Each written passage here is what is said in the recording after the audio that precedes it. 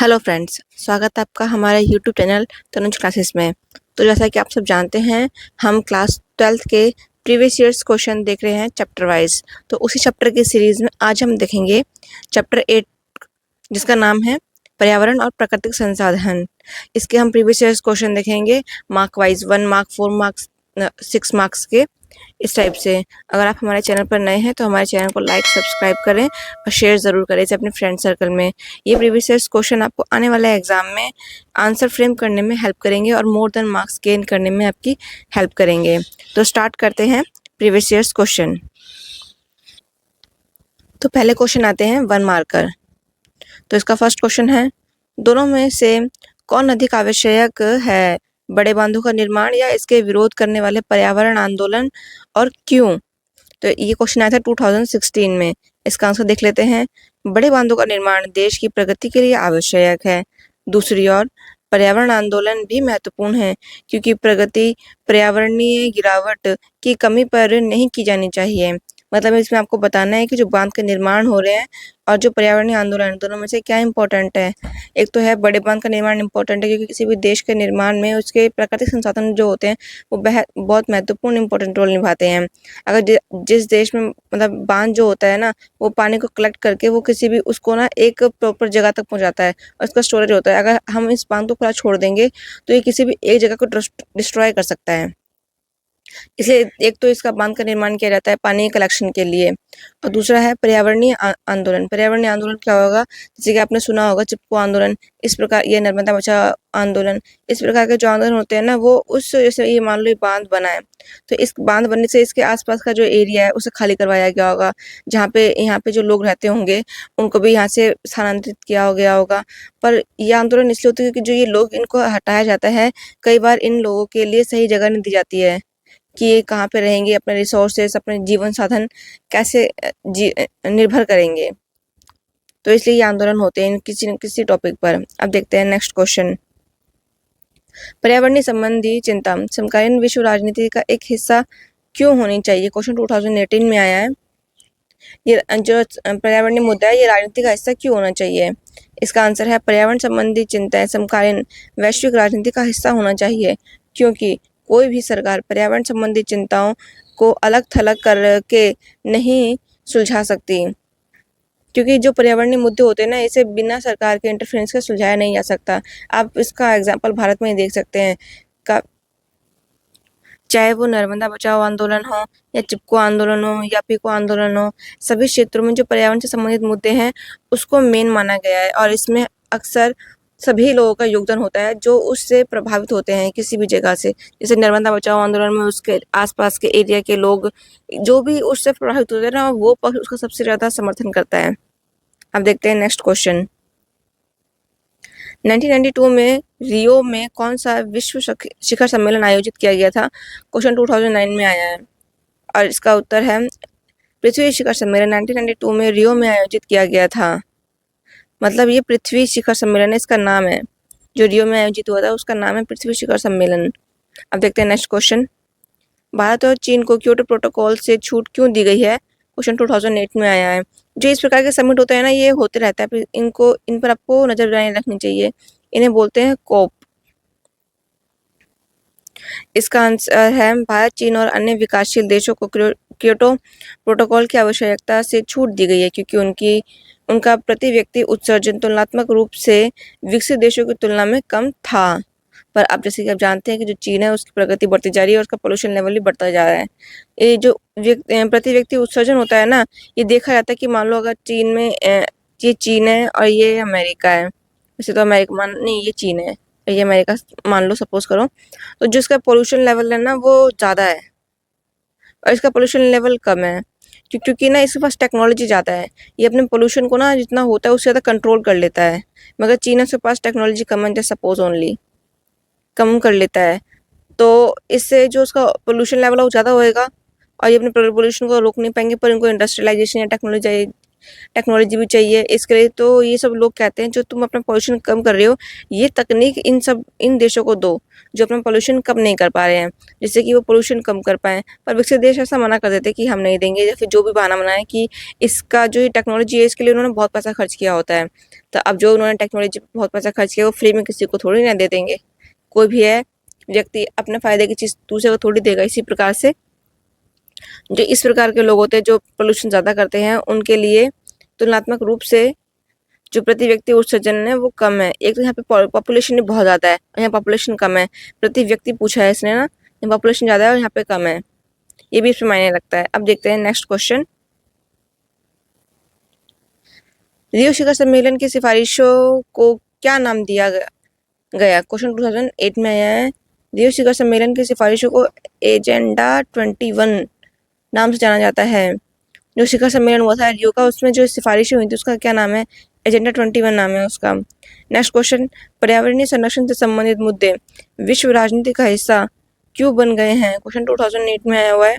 इसका आंसर है पर्यावरणीय संरक्षण से संबंधित मुद्दे विश्व राजनीति का हिस्सा बन गए हैं क्योंकि ऐसे मुद्दों को अकेले एक देश द्वारा संबोधित नहीं किया जा सकता, इसलिए वे विश्व राजनीति का हिस्सा बन गए हैं क्योंकि उनसे निपटने के लिए साझा कार्रवाई आवश्यक है। साझा कार्रवाई पे फोकस करें। एक तो है, इसने पूछा है कि जो पर्यावरण मुद्दे हैं वो राजनीति का हिस्सा क्यों हैं।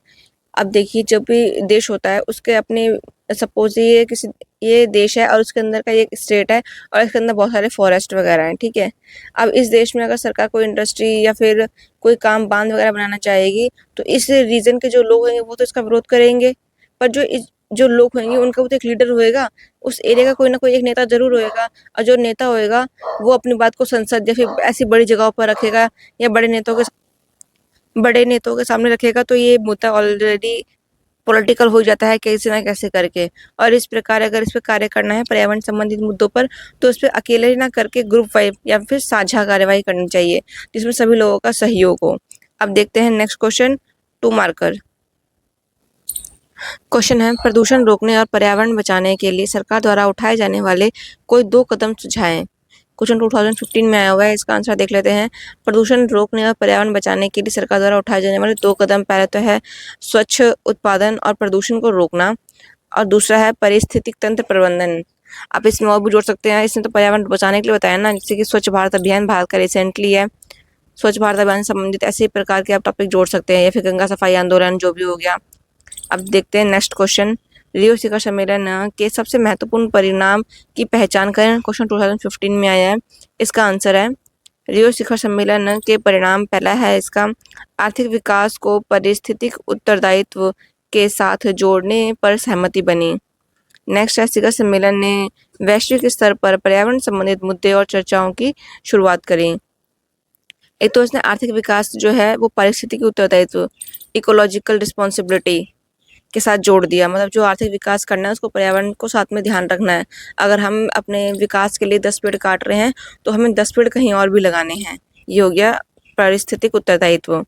अगर नेक्स्ट पॉइंट होता है, शिखर सम्मेलन में वैश्विक स्तर पर्यावरण संबंधित मुद्दों चर्चाओं की शुरुआत की, मतलब जो बड़े बड़े इंटरनेशनल लेवल के हमारे प्लेटफॉर्म हो गया, हम वहाँ पर भी इन्वायरमेंट संबंधित टॉपिक को बात करने लगे हैं। नेक्स्ट क्वेश्चन देखते हैं, भू राजनीति को परिभाषित करें। क्वेश्चन 2011 और 12 में आया हुआ है।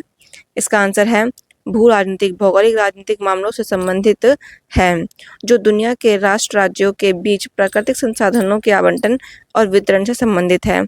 इस बारे में कहा कि किसे, क्या, कब, कहाँ और कैसे मिलना है।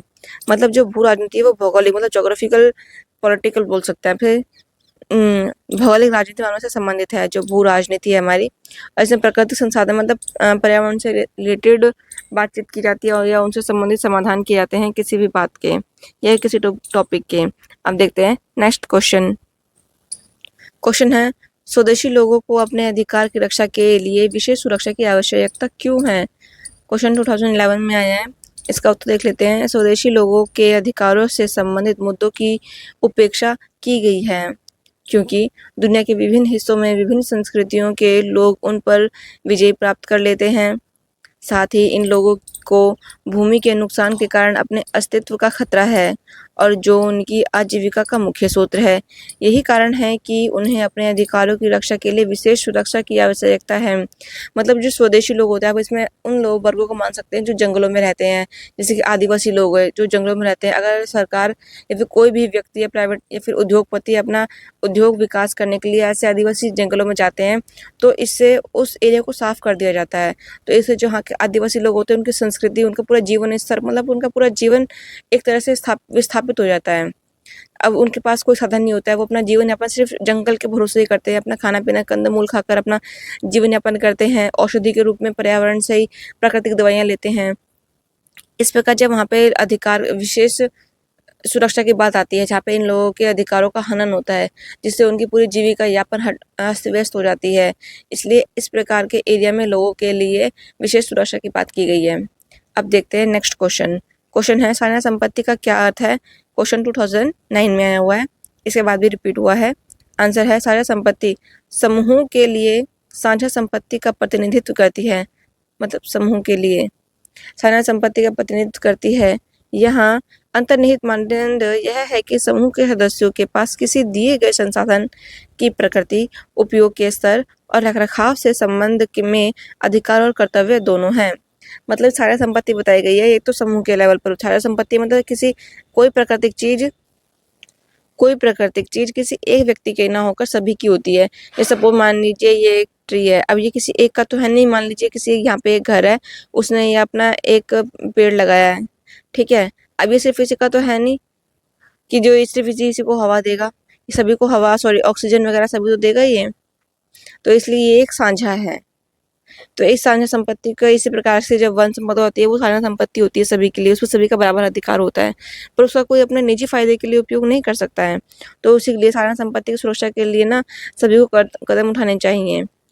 अब देखते हैं नेक्स्ट क्वेश्चन।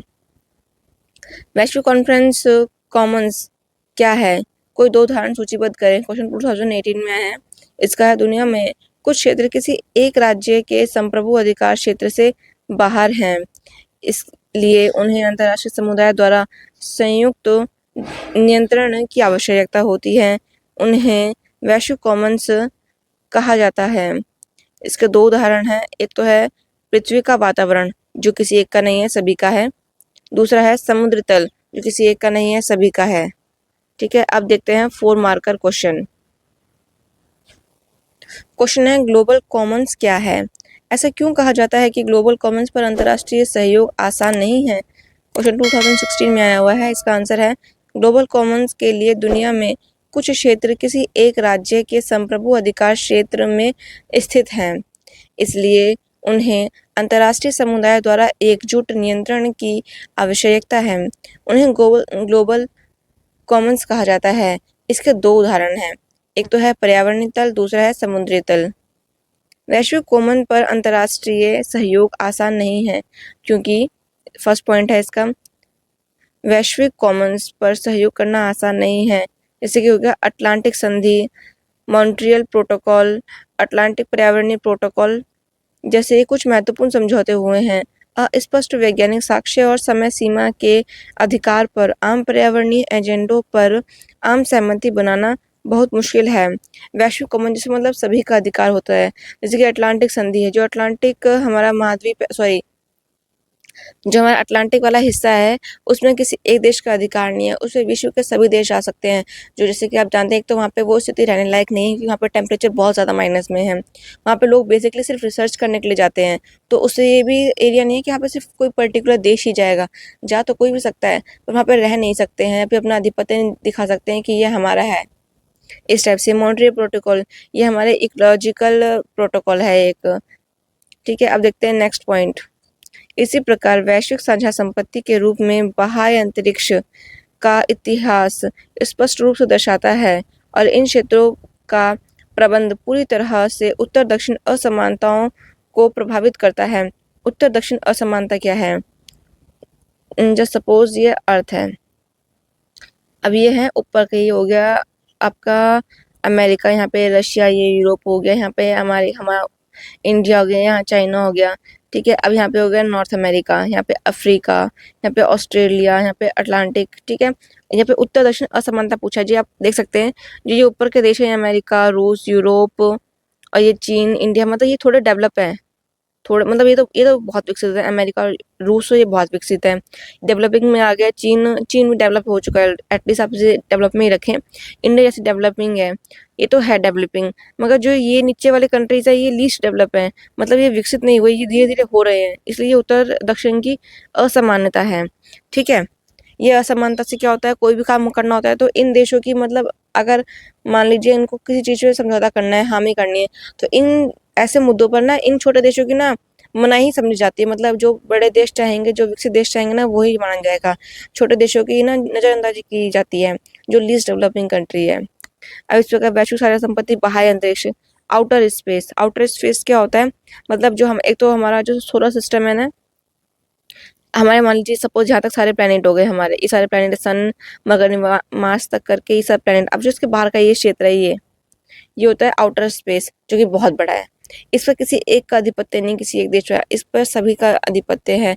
आप जैसे कि जानते हैं सभी देश अपने स्पेस शिप मिशन भेजते हैं वहां पर जानने के लिए कि बाहर क्या है क्या नहीं है, तो इस पर कोई एक देश पर्टिकुलर नहीं भेज सकता, सभी देश भेज सकते हैं, ठीक है। अब देखते हैं नेक्स्ट क्वेश्चन। क्वेश्चन से पहले आपको बता दूं, अगर आप हमारे चैनल पर नए हैं तो हमारे चैनल को लाइक सब्सक्राइब ज़रूर करें और इसे अपने फ्रेंड सर्कल में ज़रूर शेयर करें, जो पेपर में हेल्प करेगा। अब देखते हैं क्वेश्चन। भारत सरकार पहले से ही पर्यावरणीय मुद्दों से संबंधित कई कार्यक्रमों के माध्यम से वैश्विक प्रयासों में भाग ले रही है। इस कथन का समर्थन में कोई 4 उदाहरण दीजिए। क्वेश्चन 2016 में आया हुआ है। इसका आंसर है पर्यावरणीय संरक्षण को रोकने के लिए कई कार्यक्रमों के माध्यम से वैश्विक प्रयासों में भारत सरकार द्वारा की गई पहलें इस प्रकार हैं। इसका पॉइंट है, भारत के राष्ट्रीय ऑटो ईंधन नीति के वाहन के लिए स्वच्छ ईंधन को अनिवार्य बनाया गया है। 2001 में पारित ऊर्जा संरक्षण अधिनियम में ऊर्जा दक्षता में सुधार के लिए पहल की रूपरेखा दी गई है। नेक्स्ट पॉइंट, 2003 में विद्युत अधिनियम अक्षय ऊर्जा के उपयोग का समर्थन करता है। वर्तमान में भारत प्राकृतिक संसाधनों का आयात कर रहा है और स्वच्छ कोयला प्रौद्योगिकी को अपनाने को प्रोत्साहित कर रहा है। इस दिशा में भारत में ईमानदार प्रयासों को दर्शाता है। नेक्स्ट पॉइंट है, भारत सरकार राष्ट्रीय जैव ईंधन मिशन शुरू करने के लिए गंभीर है। करीब 11 मिलियन हेक्टेयर भूमि का उपयोग जैविक ईंधन उपयोग के लिए किया जा रहा है। नेक्स्ट पॉइंट, भारत का नवीकरणीय ऊर्जा कार्यक्रम भी विश्व के सबसे बड़े कार्यक्रमों में से एक है। ये सब जो पॉइंट दिए गए हैं ना, ये सब तो हैं इसके पुराने पॉइंट, अगर आप इसमें नए पॉइंट जोड़ेंगे तो ज़्यादा इफेक्टिव होंगे। अब इसके जो पॉइंट हैं इनमें ध्यान दें, स्वच्छ ईंधन हो गया, अक्षय ऊर्जा हो गया, ऐसे प्रौद्योगिकी को अपनाने के लिए हो गया, स्वच्छ कोयला हो गया। नेक्स्ट पॉइंट है राष्ट्रीय जैविक ईंधन मिशन, जैविक ईंधन का उपयोग हो गया। नेक्स्ट पॉइंट है नवीकरणीय ऊर्जा। इन सब ये जो पॉइंट है आप इन सबको इन शॉर्ट भी लिख सकते हैं अपने आप से। अब देखते हैं नेक्स्ट क्वेश्चन। क्वेश्चन है, पृथ्वी शिखर सम्मेलन क्या था? शिखर सम्मेलन किस हद तक उपयोगी साबित हुआ, समझाइए। क्वेश्चन 2016 में आया हुआ है। इसका आंसर है पृथ्वी शिखर सम्मेलन वैश्विक राजनीति को कोलियम के भीतर पर्यावरणीय मुद्दों पर बढ़ते फोकस को जून 1992 में ब्राजील में के रियो डी जनेरियो में आयोजित पर्यावरणीय और विकास पर संयुक्त राष्ट्र सम्मेलन में मजबूती से समेकित किया गया था। इसे पृथ्वी शिखर सम्मेलन नाम दिया गया, जिसमें 178 राज्य, गैर सरकारी संगठन और बहुराष्ट्रीय कंपनियों ने भाग लिया था। ठीक है, अब देखते हैं नेक्स्ट पॉइंट है शिखर सम्मेलन की उपयोगिता। रियो शिखर सम्मेलन में जलवायु परिवर्तन, जैव विविधता, वानिकी से संबंधित सम्मेलन आयोजित किए गए तथा एजेंडा 21 नामक विकास प्रथाओं की एक सूची की वकालत की गई। कुछ महत्वपूर्ण मतभेदों और कठिनाइयां थीं जिन्हें अनुसुलझा छोड़ दिया गया। आर्थिक विकास को पारिस्थितिक की जिम्मेदारी के साथ जोड़ने पर सहमति बनी और इस दृष्टिकोण को सतत विकास के रूप में जाना गया है। नेक्स्ट पॉइंट है रियो शिखर सम्मेलन का पर्यावरणीय। रियो शिखर सम्मेलन में परिणाम, इसका है ग्लोबल कॉमन शब्द गढ़ा और जिम्मेदारियों को अलग अलग किया। इसने पारिस्थितिकी संरक्षण पर ध्यान केंद्रित किया। रियो शिखर सम्मेलन ने वैश्विक स्तर पर पर्यावरणीय मुद्दों और चर्चाओं की शुरुआत करी। रियो शिखर सम्मेलन बेसिकली इन्वायरमेंट से संबंधित टॉपिक पर है, जिसमें सभी देशों को साझा जिम्मेदारी दी गई और ग्लोबल कॉमन नामक शब्द को गढ़ा करा। मतलब जो पृथ्वी है वो सभी की है, किसी एक की नहीं है। ठीक है, अब देखते हैं हम नेक्स्ट क्वेश्चन। ये क्वेश्चन है, भारत से एक उदाहरण की मदद से साझा संपत्ति संसाधन की अवधारणा को समझाइए। क्वेश्चन 2016 में आया हुआ है। इसका उत्तर देखते हैं। साझी संपत्ति की अवधारणा समूह के लिए समान और साझा संपत्ति को प्रदर्शित करती है। नियम यह है कि समूह के प्रतिभागियों के पास दिए गए संसाधनों की प्रकृति, उपयोग के स्तर और रखरखाव से संबंधित अधिकार और कर्तव्य दोनों होते हैं। मतलब जिसके पास ये सब अधिकार होते हैं वो प्रतियोगिता में भी भाग लेते हैं। अब देखते हैं नेक्स्ट पॉइंट। इसके उदाहरण दिए हैं।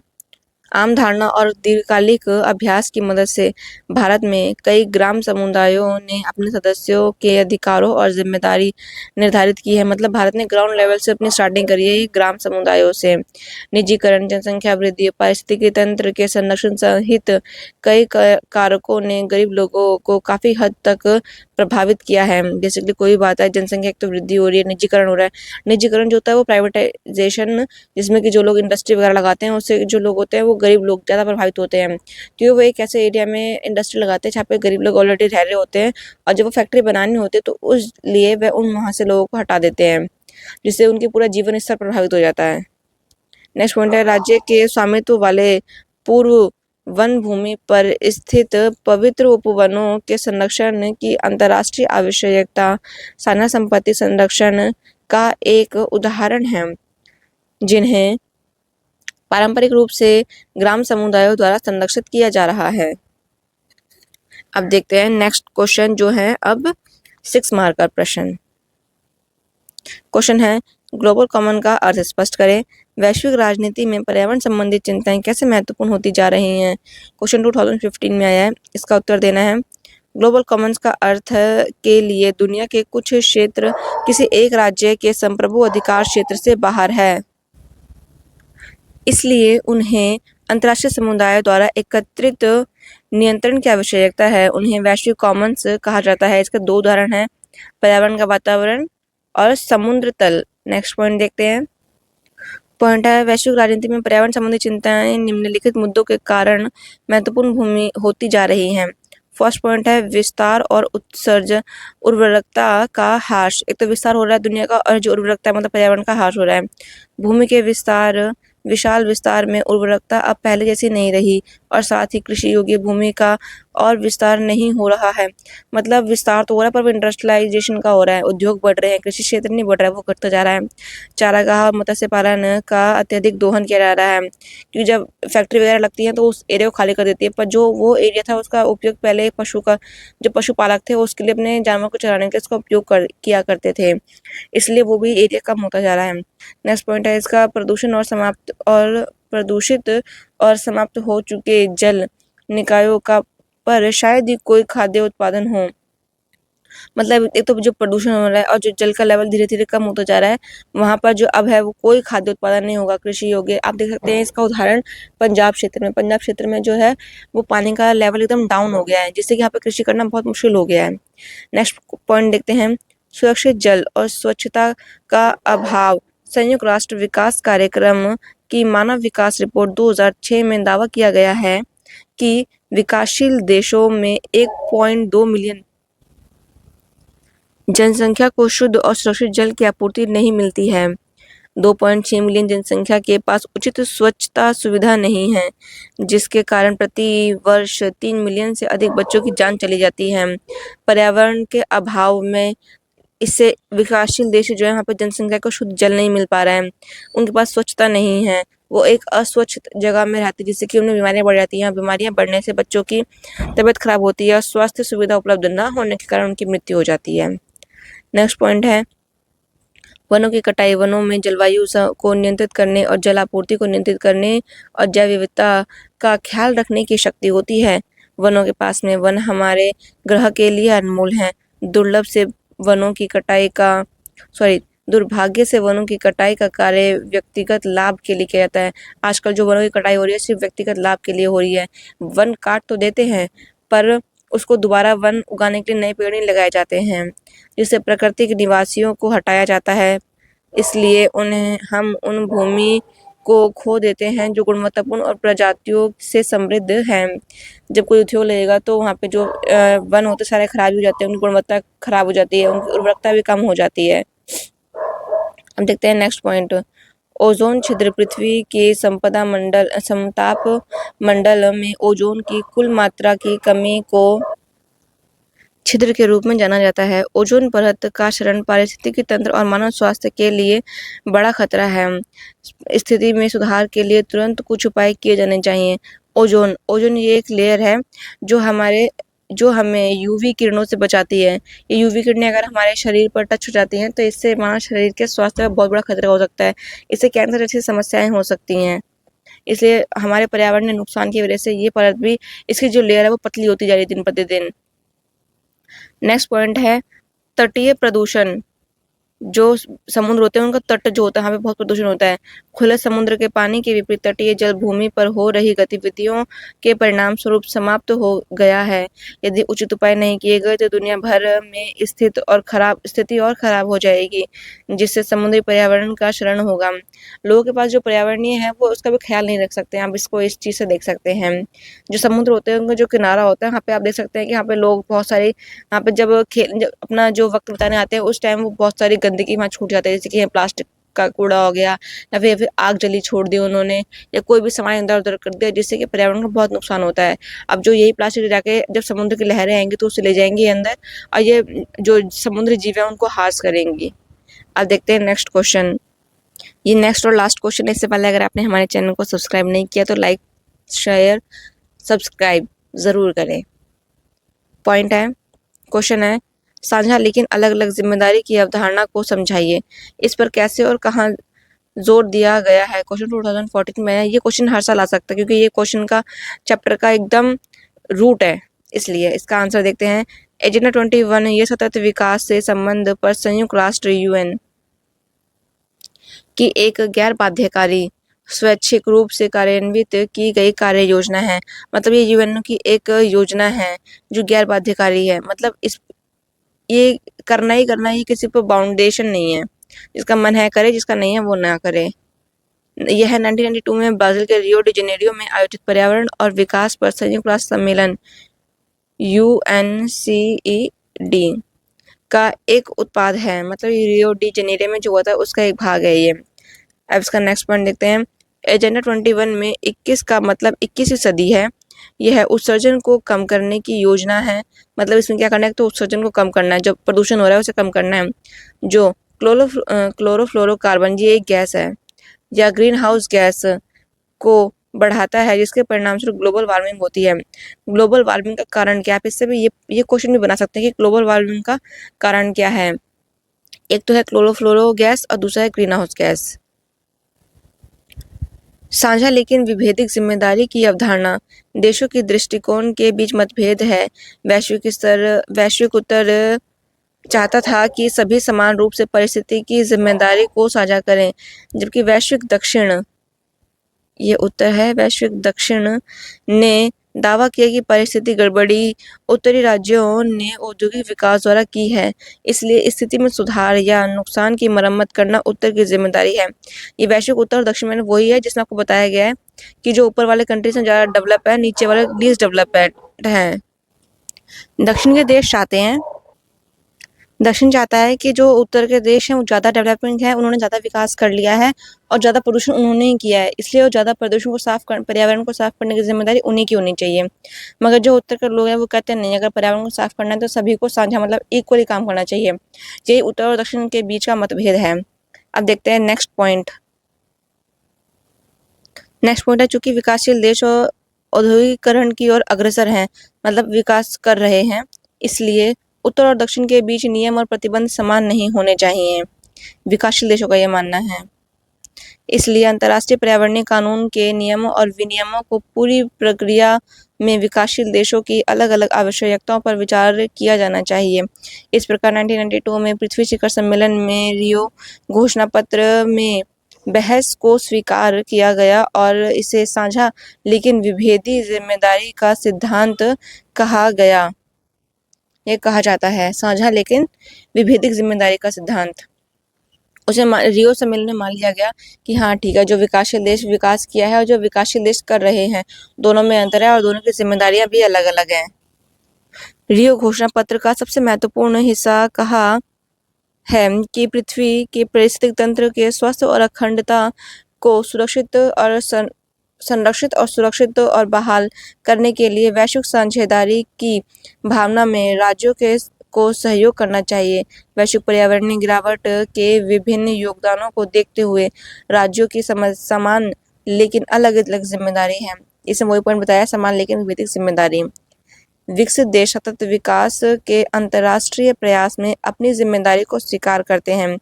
विकसित देश क्योंकि उनके समाज वैश्विक पर्यावरण पर दबाव डालते हैं और उनके पास तकनीकी और वित्तीय संसाधन उपलब्ध हैं। जो विकसित है उसके पास तकनीक भी है और संसाधन भी, जिससे कि वो अपना विकास कर सकता है। इस प्रकार ये चैप्टर खत्म होता है। इसमें आपको बेसिकली पर्यावरण से रिलेटेड मुद्दों के बारे में बताया गया है। इसमें आपको बेसिक जो पॉइंट है उनको लर्न कर लेना है। ये जो आपको ये क्वेश्चन का फ्रेम बताया गया पूरे चैप्टर में प्रीवियस क्वेश्चन में, जो कि आपको हेल्प करेगा। आप हमारे चैनल पर अगर नए हैं तो हमारे चैनल को लाइक सब्सक्राइब ज़रूर करें। Thank you so much.